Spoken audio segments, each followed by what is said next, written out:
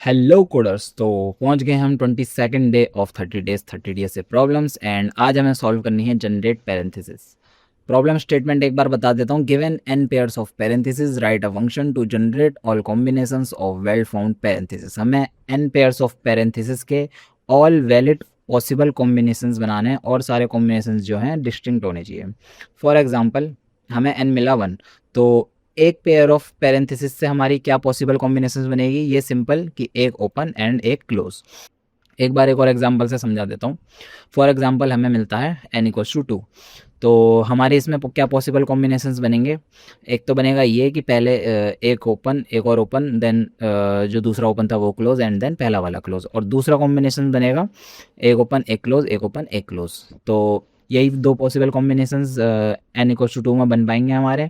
अब हमें जो ट्रेड्स इनमें नोटिस करने हैं वो ये हैं कि हमें फॉर एग्जांपल इस वाले में देखते हैं।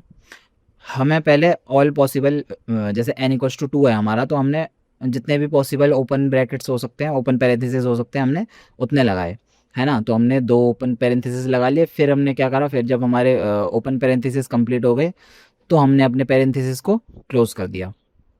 एंड देन हमने क्या करा, दूसरा जो कॉम्बिनेशन बनाया उसमें हमने ये दिखा कि हमने पिछली बार जितने नंबर ऑफ पैरेंथेसिस यूज़ करे थे अब उससे एक कम यूज़ करा। पहले हमने दो नंबर ऑफ पैरेंथेसिस एक साथ खोले थे, अब हमने खोला सिर्फ एक खोला। तो एक खोला, अब एक खोला, अब दोबारा खोलने से पहले हमें क्लोज करना पड़ेगा, वरना तो सेम बात हो जाएगी कि दो एक साथ खोल दिए।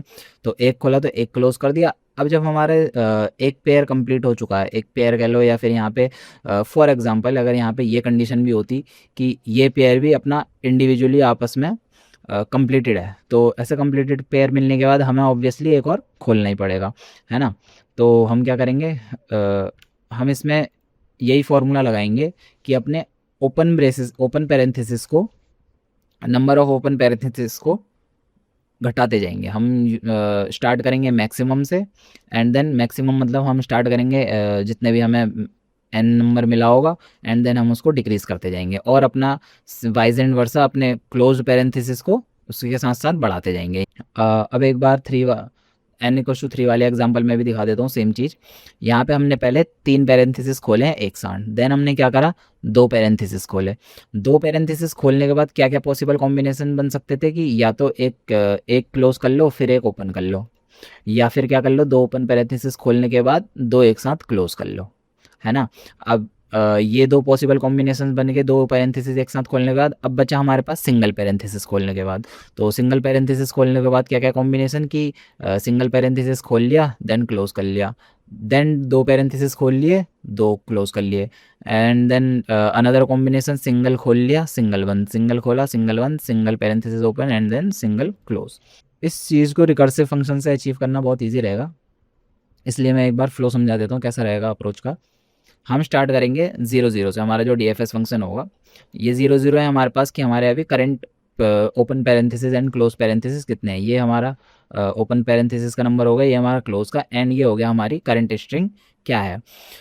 तो अब इसके बाद हम क्या करेंगे, अभी हमारे पास एक भी ओपन पैरेंथेसिस नहीं है, तो हम धीरे धीरे बढ़ाते जाएंगे। हमने पहले 1 से स्टार्ट करा, 1 स्टार्ट करा, हमने ओपन पैरेंथेसिस ऐड करा, तो हमने स्ट्रिंग में भी अपने ओपन पैरेंथेसिस ऐड कर दिया। हमारी जो पुरानी स्ट्रिंग थी एम्प्टी स्ट्रिंग, उसमें हमने ओपन पैरेंथेसिस ऐड कर दिया। अब इसके बाद हमारे पास 2 ऑप्शन है। एक तो हम अपना ओपन पैरेंथेसिस बढ़ाएंगे, क्यों, क्योंकि अभी हम अपने ओपन पैरेंथेसिस 2 तक ले जा सकते हैं।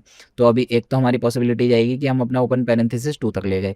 एक हमारी पॉसिबिलिटी ये है कि हमने एक ओपन पैरेंथेसिस हमारा लग चुका है, तो हमारा एक क्लोज पैरेंथेसिस भी लग सकता है, पॉसिबल कॉम्बिनेशन है। तो हम एक हमारी DFS ब्रांच इधर जाएगी, एक हमारी DFS ब्रांच इधर जाएगी।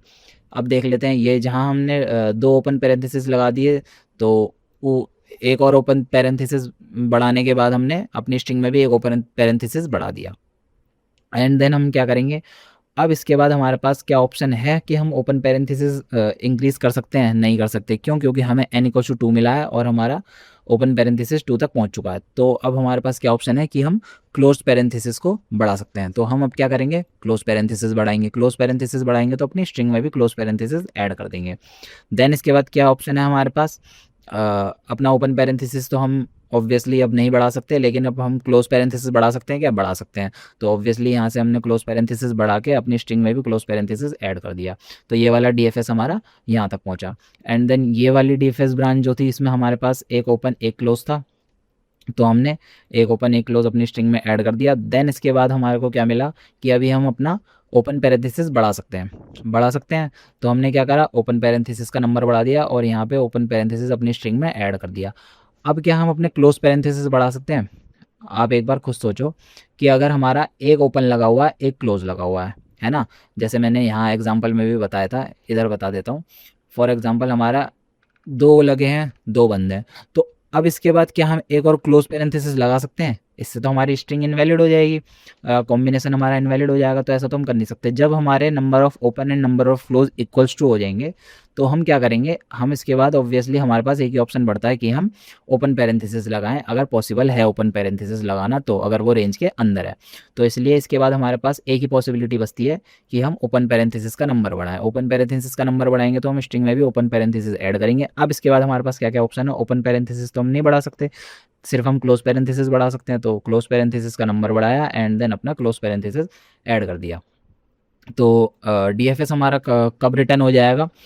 डीएफएस हमारा तब रिटर्न हो जाएगा जब हमारे open and close equals to हो जाएंगे, and open and close equals to होने के साथ साथ दोनों का जो सम होगा वो n के 2 टाइम्स हो जाएगा, है ना। यहाँ पे भी ओपन एंड क्लोज हमारे इक्वल्स टू तो हो रहे हैं, लेकिन हम अपना डीएफएस यहाँ ख़त्म तो नहीं कर सकते, क्योंकि ये तो एक वैलिड कॉम्बिनेशन नहीं है टू पैरेंथेसिस का। तो हम क्या करेंगे, इसको और आगे बढ़ाएंगे। हमारा डीएफएस चलेगा जब हमारे open and close equals two plus दोनों का सम जो है n के डबल हो जाएगा। तो यहाँ पे हमारा 2 and 2 ये दोनों इक्वल भी हैं, एंड 2 and 2 4 हमारा n का डबल भी है। और सेम यही चीज़ यहाँ पे भी। और तो यहाँ से हम अपनी जो भी हमारा कॉम्बिनेशन होगा उस टाइम पे, वो अपने आंसर एरे में पुश कर देंगे। जैसे कि यहाँ से हमने ये वाला कॉम्बिनेशन पुश कर दिया, एंड देन यहाँ से हमने ये वाला कॉम्बिनेशन पुश कर दिया। एक बार 3 के भी एग्जाम्पल से समझा देता हूँ। सेम चीज़ हमने करी है। n इक्वस टू हमारा 3 है, 0 0 से स्टार्ट करेंगे। सबसे पहले हम अपना एक ओपन बढ़ाएंगे, एक ओपन बढ़ाने के साथ साथ अपने पैरेंथेसिस भी हमने ऐड कर दिया स्ट्रिंग में। अब इसकी भी दो ब्रांच बनेंगी, एक तो हमारा ओपन पैरेंथेसिस बढ़ेगा, एक दूसरा हमारा क्लोज पैरेंथेसिस इसमें ऐड हो सकता है। तो ओपन पैरेंथेसिस ऐड होने के साथ अपने स्ट्रिंग में भी ऐड कर दिया। एंड देन इसके बाद क्या क्या ऑप्शन है, अभी हमारा ओपन पैरेंथेसिस 2 ही है, तो हम इसको और इंक्रीज़ कर सकते हैं। तो एक तो पॉसिबिलिटी बनी कि हम ओपन पैरेंथेसिस इंक्रीज़ कर दें, तो हमने अपनी स्ट्रिंग में भी ओपन पैरेंथेसिस इंक्रीज़ कर दिया।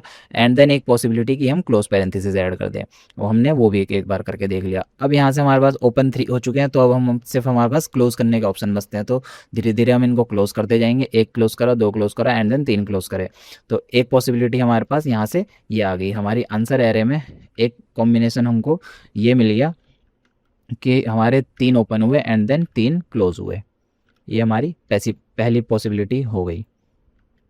एंड देन इसके बाद ये वाली जो ब्रांच थी हमारी 2 के बाद हम अपना क्लोज भी लगा सकते हैं, क्योंकि अभी दोनों इक्वल नहीं है।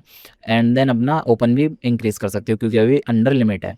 तो हमारी एक ब्रांच गई ओपन बढ़ाने में, तो यहाँ से हमने अपना ओपन इंक्रीज़ करा, उसको स्ट्रिंग में ऐड कर दिया।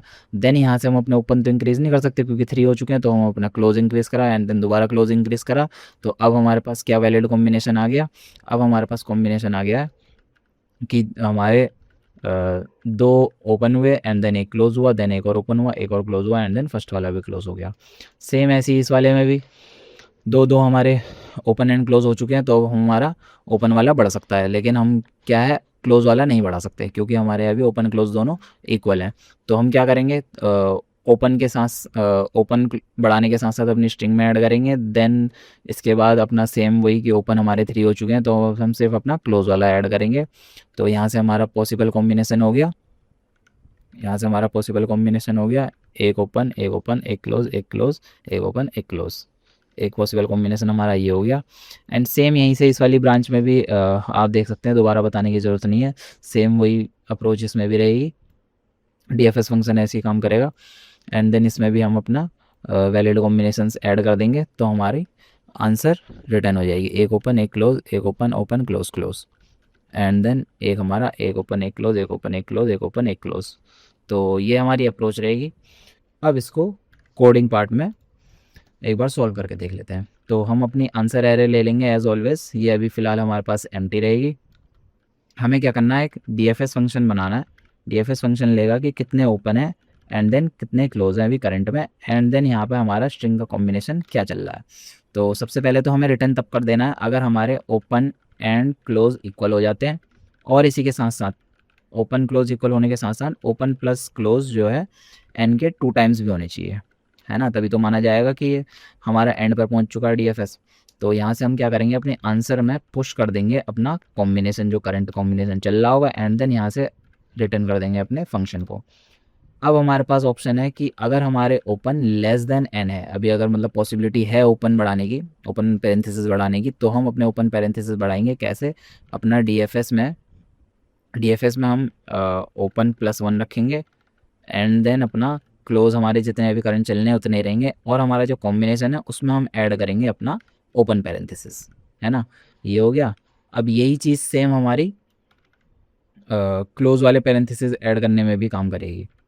उसको हम कैसे करने वाले हैं, अगर हमारे क्लोज लेस देन ओपन है तो हम डीएफएस चलाएंगे, ओपन हमारे सेम रहेंगे, क्लोज हमारा एक बढ़ जाएगा क्योंकि अभी कम है, तो कॉम्बिनेशन में क्या ऐड हो जाएगा, हमारा क्लोज पेरेंथेसिस ऐड हो जाएगा, है ना, ये हो गया।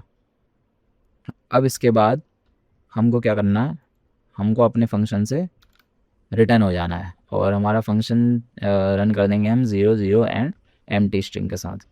अब यहाँ से अपना आंसर रिटर्न कर देंगे, देखते हैं कोड रन करके कोई सिंटैक्स एरर वगैरह तो नहीं है।